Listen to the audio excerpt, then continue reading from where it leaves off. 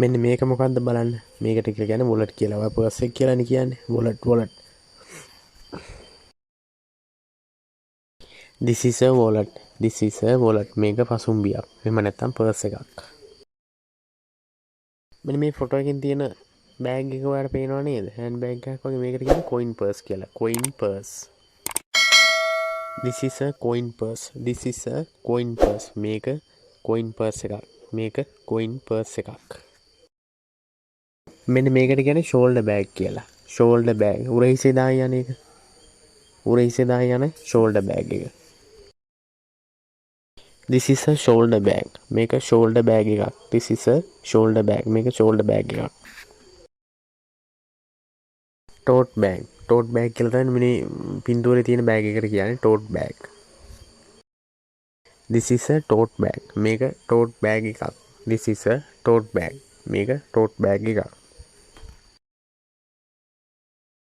hand bag. hand bag කියලා තමයි මේ ෆොටෝ එකේ තියෙන බෑග් එකට කියන්නේ hand bag එක. This is a hand bag. මේක hand bag එකක්. This is a hand bag. මේක hand bag එකක්.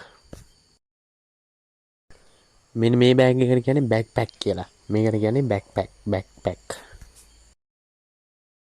This is a backpack. This is a backpack. මෙන්න මේ ෆොටෝ එකේ තියෙන බෑග් එකට කියන්නේ bucket bag කියලා. bucket bag. This is a bucket bag. This is a bucket bag. මෙන්න මේ බෑග් එකට කියනවා gym bag කියලා කියනවා. duffel bag කියලා කියනවා. athletic bag කියලා කියනවා. මේ බෑග් එකට. මම හොඳටම දැකලා තියෙනවා gym යන අය මේ වගේ බෑග් අරගෙන යනවා. This is a athletic bag. This is a athletic bag. මෙන්න මේ බෑග් එකට කියන්නේ suitcase කියලා. suitcase. This is a suitcase. This is a suitcase. මෙන්න මේ බෑග් වර්ගයට කියන්නේ traveling bag. This is a traveling bag. This is a traveling bag. මම හිතනවා ඔයාලට මේ බෑග් වර්ග ගැන හොඳ දැනුමක් ලැබෙන්නේ නැති කියලා.